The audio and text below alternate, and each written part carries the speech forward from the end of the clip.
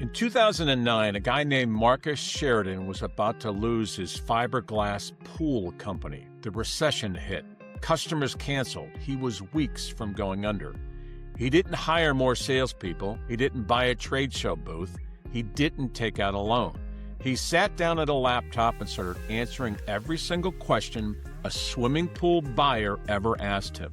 Cost, problems, comparisons, the ugly stuff, the stuff his competitors refused to talk about. That blog saved his company. Then it made him the most quoted expert in the entire pool industry in North America. His competitors had the same internet he did. They just didn't use it.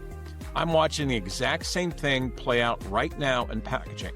Only the canvas isn't the internet anymore. It's AI. And the window is closing faster than anybody realizes. Excuse me. My name is David Marinac. 35 years in the packaging industry. I've sold film, corrugated displays, and equipment. I've watched 3 downturns. This one is different. Here's what's happening in packaging right now, and if you're a manufacturer or a distributor or a sales leader, you already feel it. Sales are flat. Quote volume is up, but close rates are down. Your reps are working harder than ever and bringing in less. Margins are getting squeezed by commodity work. Customers you've had for 20 years are coming back saying, match this price or we're gone. Trade shows used to deliver. Now you spend $25,000 for 3 days and you get a stack of badges and 1 lukewarm follow-up. LinkedIn pitches get deleted before they're even read. Cold calls go to voicemail. Those voicemails get deleted. And the worst part, you know your company is good. You've got 30, 50, 100 years of expertise sitting inside the heads of the people who work there. You can solve problems your competitors can't even understand. But none of that matters because the buyers don't know you exist. This is the packaging sales crisis. And almost every owner I talk to is solving it the same way their dad solved it in 1995. More reps, more trade shows, more cold outreach, more hope. It isn't working, and it's not going to start working. So back to Sheridan. River Pools and Spas, Virginia, 2009. 3 of his partners walked away. The bank was circling. He noticed something nobody else noticed. People were going to Google before they called a pool company. They were typing in real questions, stuff like, how much does a fiberglass pool actually cost? What are the problems with fiberglass pools? Fiberglass versus concrete, which is better? Is a pool worth the money? Nobody in the pool industry was answering those questions on the internet. Everybody hid their price. Everybody talked around the problems. Everybody made you call a salesperson. Sound familiar? Sheridan did the opposite. He wrote articles answering every uncomfortable question in plain English. He talked about cost ranges. He talked about what could go wrong. He compared his product to his competitors honestly, including when his competitors won.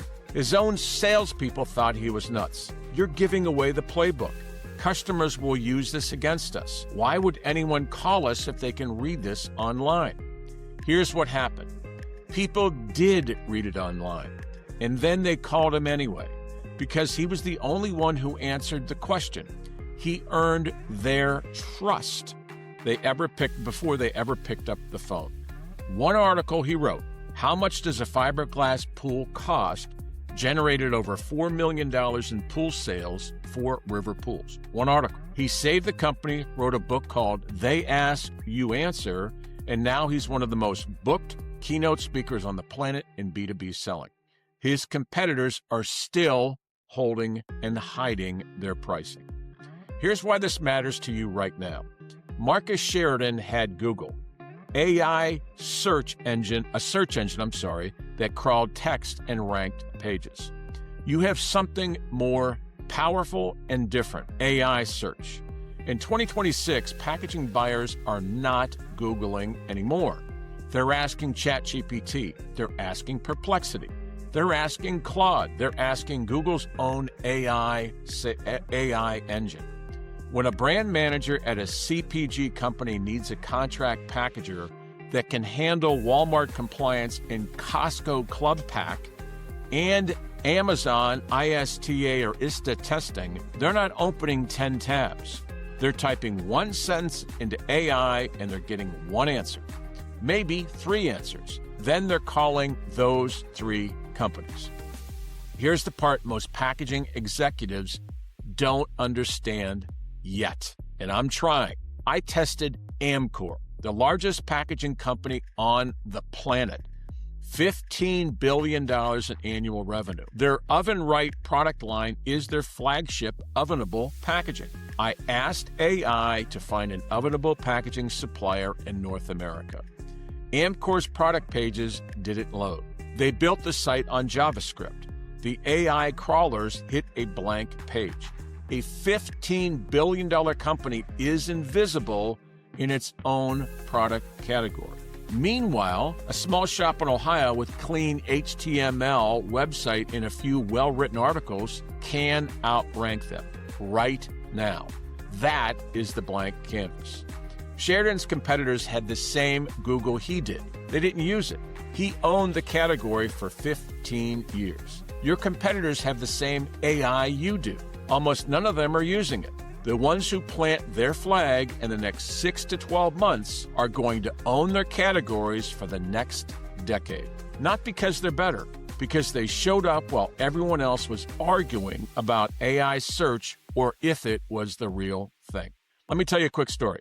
About a year and a half ago, Smurfit Kappa and WestRock announced their merger. 2 of the biggest paper and packaging companies in the world combining. Smurfit WestRock is now an $18 billion company.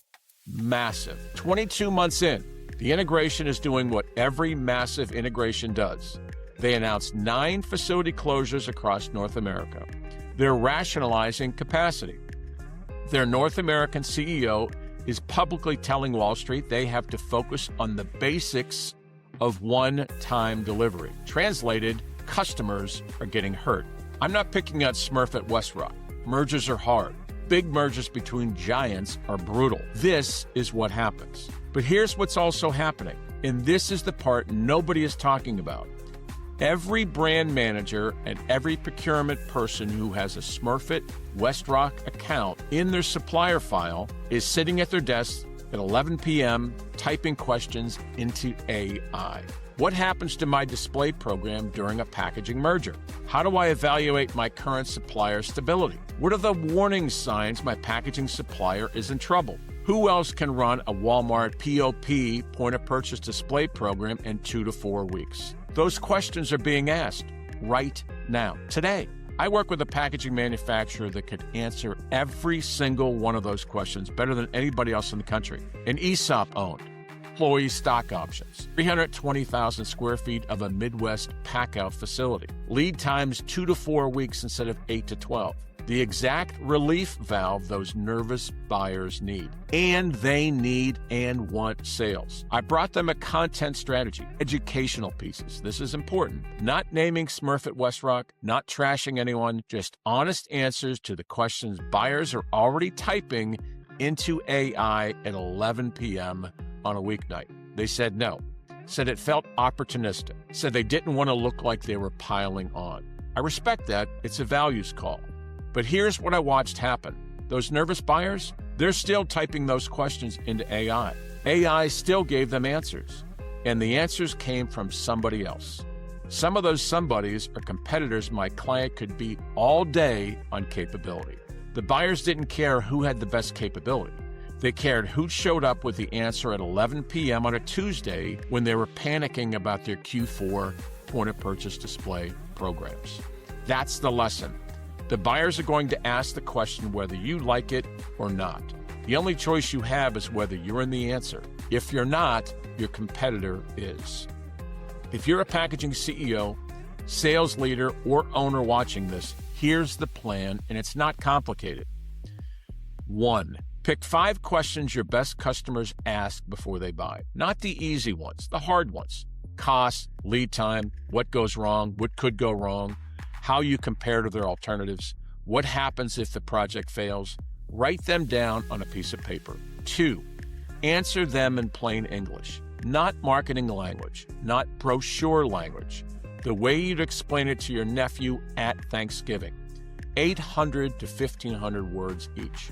Put them on your website. Structure them with the question as the headline and the answer right underneath it.